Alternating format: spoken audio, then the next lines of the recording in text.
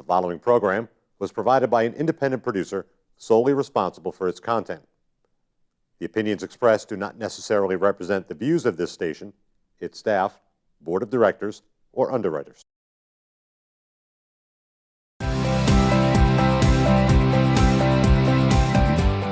Welcome to Fairy Tale Access. Together, we will unravel the heroes, young and old, who turn dreams into reality. These are the people who still believe in fairy tales. Hi, welcome to Fairy Tale Access. I'm the head fairy, and today's show is about autism awareness and an anti-bullying campaign that needs to go on in every community. Enjoy the show. Hi, welcome to Fairy Tale Access, where kids rule. Today, Cassandra and I, Camilla, are going to find out about bullying and autism. Mermaid Giovanna, thank you for coming in and sharing your story with us. Oceans of thanks for inviting me, girls. You're welcome. It's so wonderful to meet you. And I just want to say it's been quite a long trip, but I loved coming and swimming up every second here. You know, as Queen of the Seven Seas, I make it a point to visit each of the water realms that I rule. And each winter, I go and swim to the Arctic. And I got to meet my friends, the orcas and the narwhals, and we got to watch the Aurora Borealis. It's also known as the Northern Lights. Have you girls heard of the Northern Lights? No. Yes, I have. I haven't. Well, they're very beautiful. They're like colorful ribbons of light in the northern sky, and they are just gorgeous. So I certainly hope you get a chance to see it someday. So, to start, let me show you a mermaid greeting. Put your hands like this, spread out. Link your thumbs. It looks like a butterfly, kind of. You could say it's very much like a butterfly. It can also be like a mermaid tail or fins. Mermaid tail. So on 3, we'll say hi fins, and I'll come up like this. All right. Hi fins. Fins. Ready? 1, 2, 3. Hi Fins. Turn. Hi fins. Hi fins. It's a good start. Good start. So now that we're done breaking the ice, how about I tell you my story about how I was bullied and a little bit about my autism. Are you girls ready to hear it? Yes, but before you begin, I didn't know you were the queen of the ocean.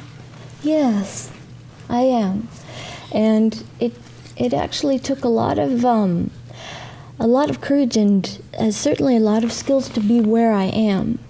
And just like it takes a lot of skills and a lot of effort for people who have autism.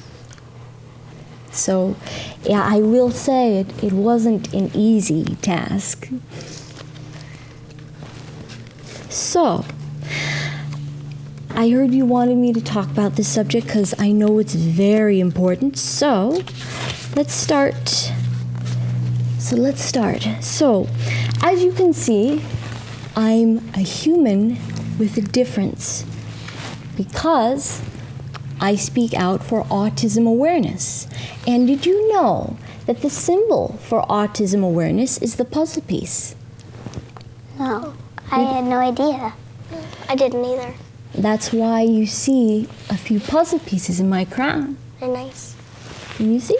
Yeah, they're golden. Mm-hmm. It's like a golden puzzle. Because I think people with autism are very precious, just like people without it. So that is why I use that symbol. That's why I use that. So the next thing is to talk about, when I was young, I was bullied because of my autism, because I appeared different. And what I want to talk about are also 3 kinds of bullying. You see, bullying doesn't have to be just calling someone a name or punching or hitting someone. There are different kinds. Now, you can bully someone with words. You can bully someone with your actions, but you can also bully someone in what's called social bullying. You can isolate somebody. What that means is you ignore them, you don't include them in the group because you see them as weird. That is the kind of bullying that I went through, that and verbal bullying. So when I was small, from the time I was small, that's what happened to me. Have you girls ever been bullied before? I have. Oh, I'm sure. You don't have to talk as much in detail. You don't have to say names, but do you remember, were you bullied with words or actions? I actually remember. I was bullied in kindergarten and in first grade, and I'm in first grade. In kindergarten, I was bullied because I had different food, and I also got bullied in first grade because I had different food too. And I got bullied when I was kindergarten too, because I don't know why they bullied me. It's just that they kept throwing balls at my back at recess.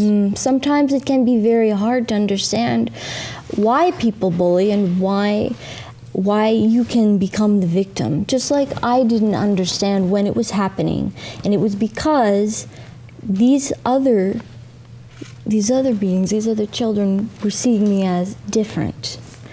So the first story I have happened when I was 7 years old. And I remember when I was very small, I was playing some board games, building things in an after-school program with a friend, this girl who would make me pick up the messes every time we finished. She would never pick it up herself. And so a teacher had noticed this the whole time and then said, no, this time you pick this up because Giovanna has always been picking it up for you. And of course this made the girl very angry. And that's when that girl said to me, this is not why no one likes you, Giovanna, because you don't pick up, right? It was very strange, and you know what? I took it very personally. See, what she did was verbal bullying because she said something really hurtful. It really hurt my feelings. But I later learned I didn't have to take it so personally. I didn't have to be the one to pick it all up.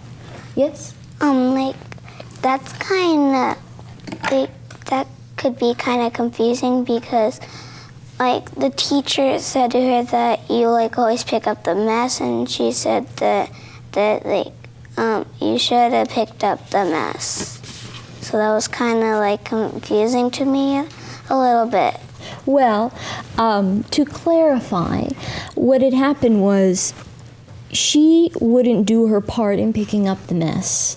So she left it for me to clean up. So have you ever met somebody who's done something like that? I'm sure I'm not the first, but say you're playing a game and you all of you are supposed to clean up at a certain point, right? Yes. But then that person, for some reason, doesn't feel like it. So they let you do all that work. And that wasn't really fair. And then when I had told her that wasn't fair, and that teacher because that teacher had noticed, the girl got very angry because of that. So she said something hurtful to me because she was being very irresponsible. And I didn't understand at that time that I didn't have to take that personally. I didn't realize that just because when somebody says something very hurtful to you, it really hurts, and it is hard to understand it when it comes at you. Do you understand, when a lot of information comes at you? Yes. Sometimes it's a little hard to absorb it quickly like a sponge. Yes. The next story I have happened when I was 11 years old, and I was invited by a group of playmates to play hide and seek. Have you girls played hide and seek? I've played hide and seek before, and I think that my cousin's mom bullied me because she said I was spoiled, but I don't really think I was because that was when I was little. And like she spoils her kids because she gave her daughter a car. Wow. How about you? I played hide and seek before when I was 5 and 7, and it took them like a half an hour to find me. Wow, you must have hid very well. Well, what was interesting about my story is these group of friends had asked me when we were playing hide and seek, they asked me to go over to special, the rock or wherever I would count. I'd turn around and count to 1,000. Oh, I know, it's quite a big number, isn't it? And I remember wondering, that feels like it's a bit much, but I wanted to play along, I wanted to cooperate, I didn't want to cause any trouble. And it's very much the same reason I didn't tell the teacher right away from that first story about that girl who said something mean to me, because from the time I was small, I didn't want to get anybody in trouble or hurt people's feelings. And so, when I counted to 1,000, instead of running off and hiding where they were supposed to, they just went down the street and they played a different game, and they would laugh about the fact that they had tricked me. I know, isn't that awful? That's so. And I felt so awful afterwards when I learned that they were trying to trick me and just use me and not really appreciate me as a friend. So that was an example of social bullying, because they isolated me. They left me to be on my own and would act as though I were invisible.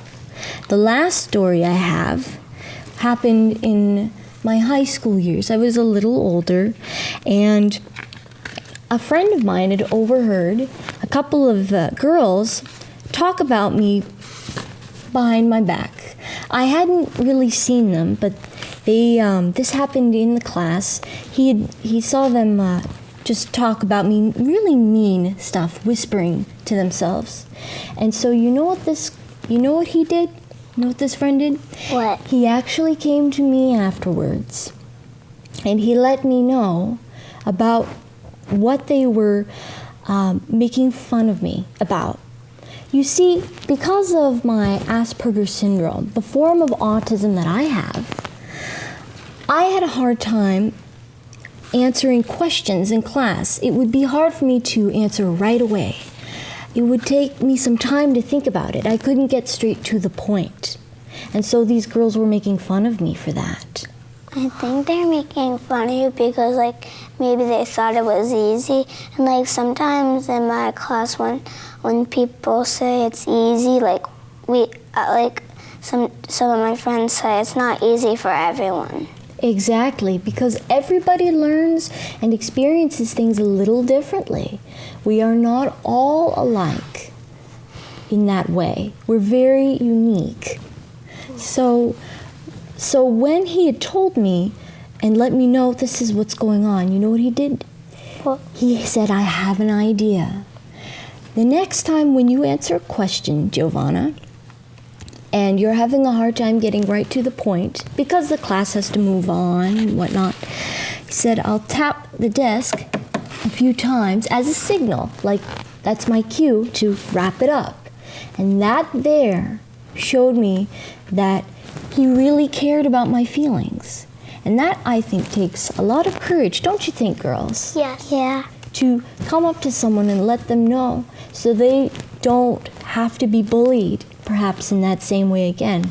And that is known as advocating for someone who's bullied. He's very nice. He was very nice.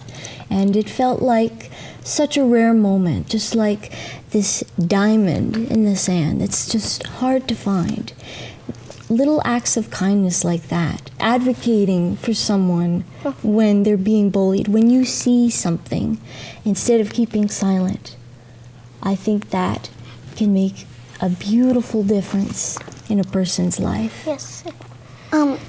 When you said down the street, did you just mean underwater down the street? Yes, so just down in my neighborhood, are you talking about, are you asking about the second the second story? Yeah. Yes, they'd swim down just outside, so it would be on the outer part of the neighborhood where I couldn't find them, and they would decide, well, we're not going to play anymore. Because they'd let me count to 1,000, and they would just trick me into counting for so long. So basically, that's where they were. They were just on the outside where I couldn't find them right away. Wait, in the ocean, is there houses and a town and some shops? Well, yes and no. It's certainly a very different look. Sometimes, you see, we have all kinds of creatures and different mermaids that live in different areas. Some live more in sandy parts. Some live in rock areas. Some are within coral reefs. Oh, I know coral reefs. We read Yes. that in school. Oh, you learned about them. Aren't they beautiful? And they're very important.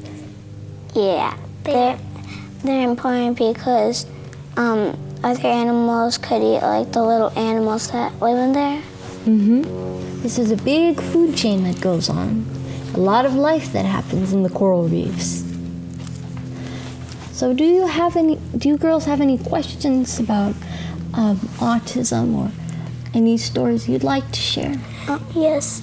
I have a question. Certainly. Didn't you feel sad when they made you, when they tricked you? Oh, I certainly did. And because I had to slowly learn what they were doing, because I couldn't see from the way their facial expression, how they looked, or there were little things like that I had to learn that they were being very secretive. It really did hurt my feelings to learn that they were taking advantage of me like that. I think nobody likes to be tricked like that. And especially when I had a hard time making friends, it felt like the only people who had lived so close to me, the closest friends, so to speak, the ones who were right by me, were really not very close at heart. Just close in location, but not really close at heart. I have a question. Is Ariel your sister? She's actually a distant cousin of mine. We mermaids have very large families. I do know of her. Once when I went to Disney, I saw her. Oh, I bet that was wonderful. Did you get to talk with her? I think I did, and I sat on her lap, and I got to take a picture with her. Oh, that must have felt so wonderful. Did you get to meet her sisters? I believe she has 7 sisters, correct? No, but I saw them in some movies. Ah, yes. So you at least knew of them. Have you met Ariel? No, but I'm going to Disney World September. Oh, wonderful. I'm going to meet her, though. I really want to. I hope you get to see her someday, and please let her know I said hello. Okay. So, do you girls have any questions about autism? It is something I would love to talk about. I have a question. How come people that have autism have to go to a special room and they need a lot of help? Well, the reason that people with autism will go to another room for help is sometimes it's because they can get the right kind of help that they need, whereas people without autism they can't get the same instructions or help with how they learn. You see, everybody learns in a very different way. And people without autism will be able to understand some things about what the teacher says. So, for example, A person without autism might notice how the teacher is speaking, how he or she looks, how they're trying to instruct, and what kind of subjects are being taught. But someone with autism has to learn not only things in school, like, I'm sure you've learned things like math, right? Yeah. Science. What subjects do you like to learn about? I love art and science. Art and science. How about you, Camilla? I like learning about like doing balance because in science we like balance stuff. Oh, balance. And I like art too. Oh, our art is lovely. Well, a person with autism, see, not only has to learn subjects, reading, writing, arithmetic as it goes, but they have to learn how to communicate. Have you girls ever wondered just what autism is? Well, autism, in a seashell, autism is what is called it's neurological, meaning the little neurons, these cells in your brain, right? It deals with the brain, and it affects how somebody learns and understands how to communicate with others. So, for example, if I were looking at my watch every so often as we spoke, what do you girls think that means?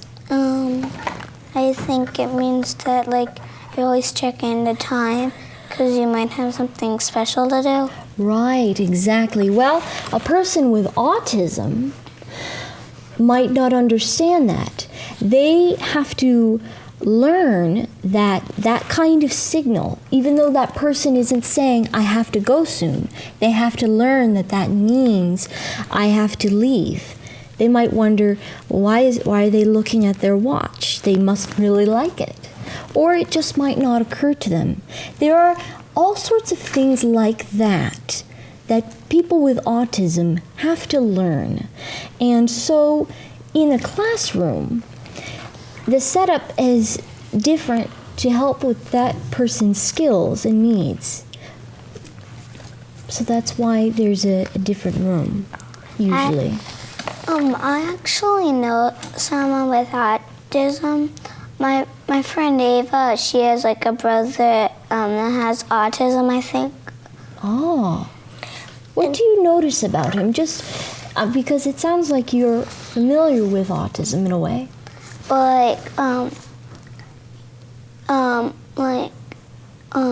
Like yesterday, I think it was yesterday, my friend Ava said boo, and like her brother didn't say like boo that quickly, and then he just like screamed like ah. So he didn't know to respond to what your sister said, or your friend said, correct? Mm-hmm. Now, someone with autism is not always going to be the same as another person with autism. It's a very big spectrum. So that means that different people with autism have their different strengths, different skills, and different difficulties. For example, some can't talk at all. Some don't talk, and then there are others, like people with Asperger's syndrome, who love to talk so much that they don't know when to change the subject. So there's so much like a rainbow, there's a whole range that makes up the autism spectrum that falls under that umbrella. I had a question about that. It Yes? says there are a lot of different types of autism. Is that why it's called autism spectrum? Exactly. Because there's many different types, and again, many different levels of difficulty or levels of strengths. That's why it's called a spectrum. And what's also interesting is how some different levels of autism, sometimes there can be a certain maybe a talent or something unusual because of how that person's brain is wired. So, for example, some people with autism think in music. They can hear different sounds as music notes as I did when I was young. Like I could hear a recording, say, of a symphony and sing it back note for note, which was very unusual for other little children my age. Sometimes a person with autism, or actually a lot of people with autism, like to think in pictures rather than words. So they learn with pictures and being shown examples with pictures. So those are just a few examples. It's very varied. I actually, there's this boy that goes to my school, but he's not in my class, and the teacher says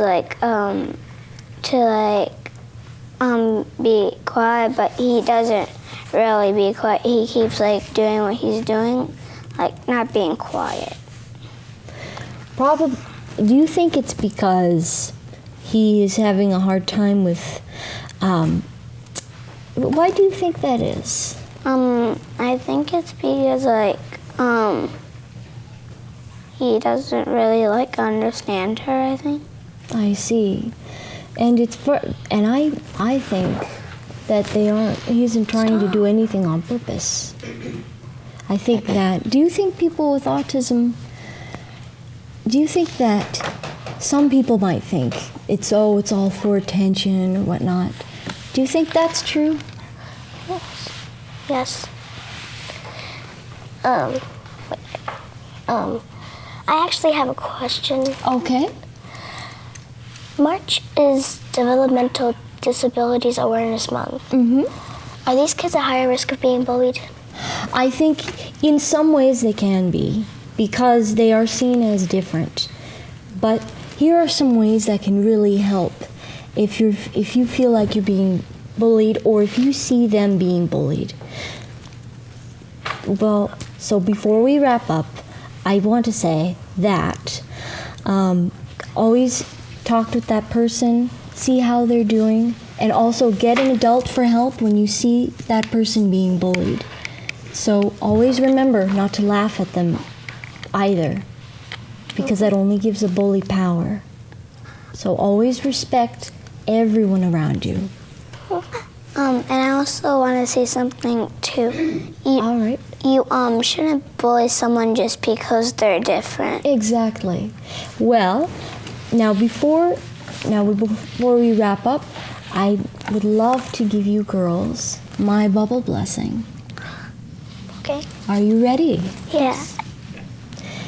It's for encouragement and self-empowerment.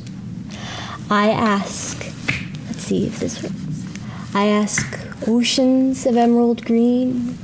I ask sea-winded skies to lift my bubbles and carry them high, to fill them with sunlight and ribbons of the rainbow's colors and mermaid love. May they gather the power of your childhood yearning and sparkle your life with delight for learning. May they strengthen your hearts. May they lighten your troubles. And from this day onward, when you see bubbles, you will know there will never be anyone like you again. You must summon the power of the orca's fin. Dive into your dreams, and discouragement drowns. Float up with the bubbles, and never look down. Be like the seahorse who perseveres. You must never give up. Glide on past your fears. And always remember, girls, as long as you live, there is no one like you. You have oceans to give. Oceans of blessings be upon you both. Thank you. You are very welcome.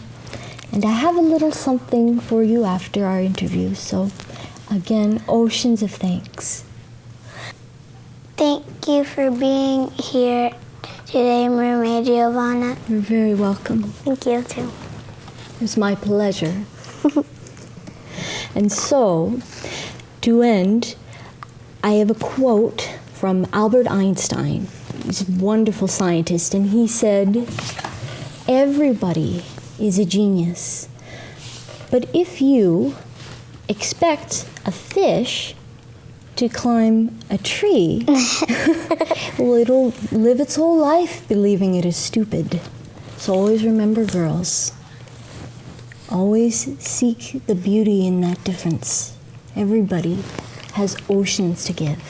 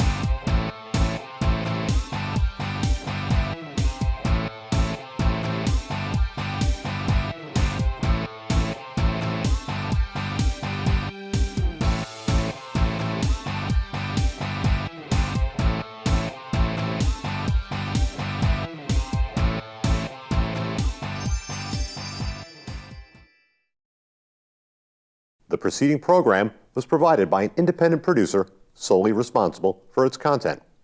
The opinions expressed do not necessarily represent the views of this station, its staff, board of directors, or underwriters.